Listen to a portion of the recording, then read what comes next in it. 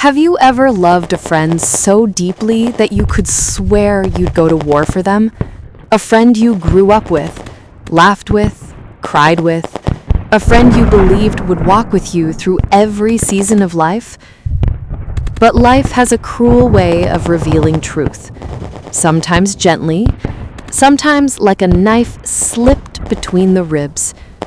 This is a story of a soul you believed was tied to yours forever. Hold on. Before the narrator starts the story, please like, share, and subscribe to not miss out on more relatable stories. Your thoughts are greatly appreciated. Now, let's begin. Gloria and Emma were classmates in secondary school, and although they only talked once in a while at first, their bond grew stronger when they reached senior classes. Eventually, they became best friends, inseparable, even. People often joked that the girls were conjoined twins in two different bodies. If anyone ever saw one without the other, it was worth questioning because of how inseparably close they were. Both girls were unique in their personalities, but one thing that clearly stood out was how friendly Gloria was with people. She could light up the darkest room in an instant. And people loved her jovial and kind nature, which made her more noticeable in any crowd. Despite this significant difference, it never affected their bond negatively. Instead, it strengthened them. They shared secrets, dreams, heartbreaks, and the general stress that came with school life. They balanced each other perfectly. Or at least that was what Gloria believed. They gained admission into the same university, just as they had always dreamed, though they were in different departments. Now young adults with different aspirations and new interests, they found themselves with different routines, new friends to make, and new relationships to grow into. Their personalities gradually changed, almost like they switched temperaments. Soon, there was a noticeable shift in their bond. They tried to maintain the friendship at the beginning, but with time, being in each other's space became one problem after another. Trivial issues piled up, little misunderstandings that left Gloria questioning why Emma would say or do certain things. But Emma was her best friend, her ride or die, so the friendship had to work. Time and time again, Gloria swept things under the rug, even when they hurt deeply. One time, they were preparing for a picnic, and as they were having random conversations, Emma made a ridiculous statement. "You better put on makeup, Gloria. You're only fine when you put in the extra effort." "What do you mean by that?" Gloria asked, confused and upset. Emma laughed it off, saying she didn't mean Gloria wasn't pretty without makeup. She just felt it would be better for the event since they would be meeting new people. Emma had always been regarded as the prettier one when they were younger, but that never made Gloria feel insecure or competitive. She was genuinely proud to have a beautiful best friend. So why would Emma make such a remark? Gloria thought to herself, upset. Funny enough, despite being the prettier one, Emma wasn't lucky in relationships. Her partners always left her broken, pretending to be her world at first, only to cheat or neglect her later. Gloria was always there to comfort her. Eventually, she advised Emma to stop overdoing things too early in relationships. But Emma snapped. "It's because you've never had a man in your life. That's why you're advising me to act like you." The shock. "I'm trying to help you as a friend because I'm tired of consoling you for things you put yourself into. Instead of trying something different, you're rubbing my predicament in my face?" After that encounter, Gloria never bothered. She wasn't happy seeing her best friends suffer, but nothing she said ever seemed to help.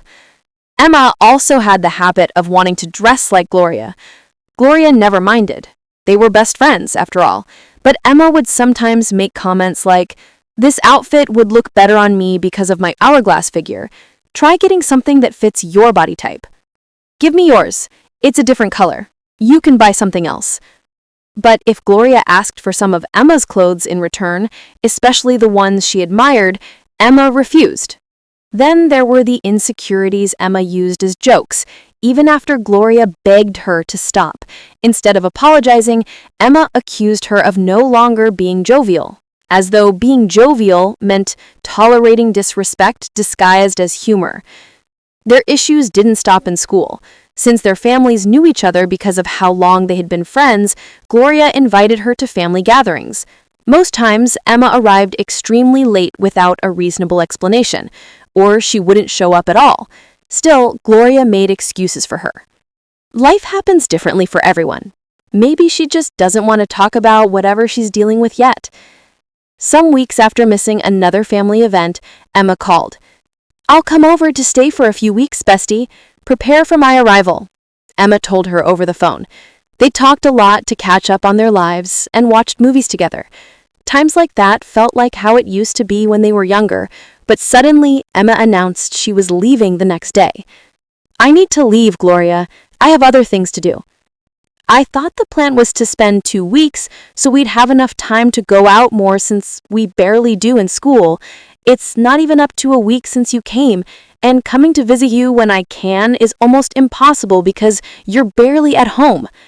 "Well, I didn't ask you not to have other friends," Emma replied coldly. Gloria was stunned. "Who said I don't have other friends? I just see you as my priority. That's why I go out of my way for you." "I'm sorry, Gloria. Next time I'll keep to my word." Emma eventually apologized, promising to do better. When school resumed for their final year, things got worse. Gloria couldn't rely on Emma anymore. One day, she confronted her. "Why are you so stingy, Emma?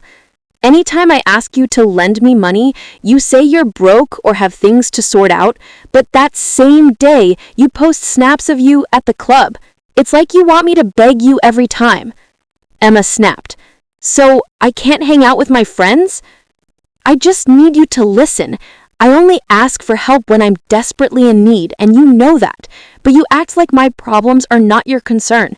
Most times, I feel like you can help in such moments, but you just don't want to for whatever reasons best known to you.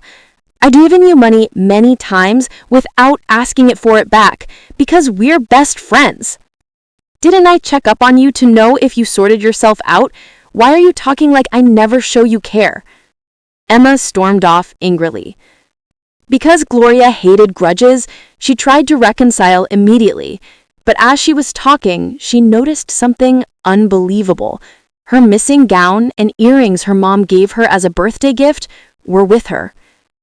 Gloria was aware Emma loved having the things she had, even as teenagers. But now, these were items you couldn't easily find duplicates of. They had gone missing right after Emma abruptly left during the holidays. Her chest tightened. "Oh, hell nah. I don't want to believe she stole from me." She gently probed. "That gown and earrings are gorgeous.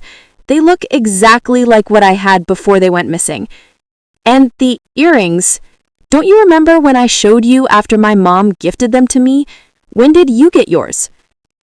She smiled calmly. "Thanks, sweetie. Just last week. Sorry about yours, but I can't remember when you showed me your birthday earrings that your mom got for you. You probably gave one of your friends and forgot."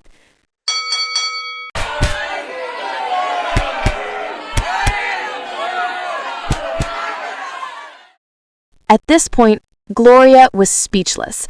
The way she spoke calmly while looking her in the eye to lie. She knew those were hers, but trying to prove it would cause a big fight. What happened to simply asking? She could have given her the gown at least, but not the earrings. Gloria withdrew from Emma. They graduated, and she got a job immediately. After some years, finally, her lonely days were over. She met her person, and things were good for them. One day at the mall, after a long day from work, she saw a familiar face. It was Emma. They embraced each other and switched contacts. Emma promised to pay her a visit, and this time around, she kept to her word. They talked a bit about the past, and Emma apologized, claiming she didn't know what got into her.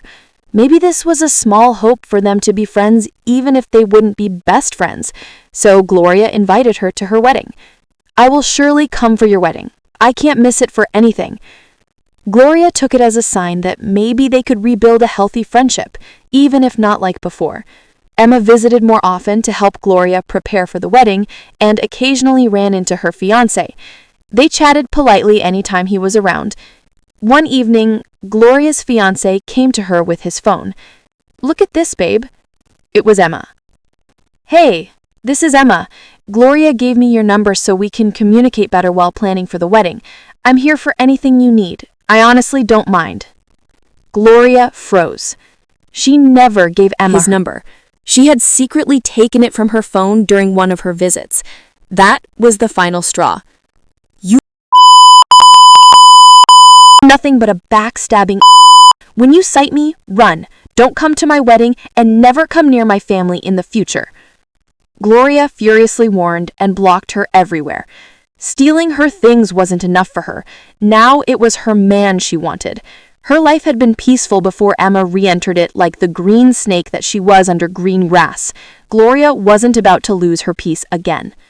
Sometimes, forgiving doesn't necessarily mean you reopen the door to your life for people that are supposed to be far away from you. Thank you for reaching the end of this story. Please don't forget to like, share, and subscribe. Your thoughts are greatly appreciated. See you in our next story.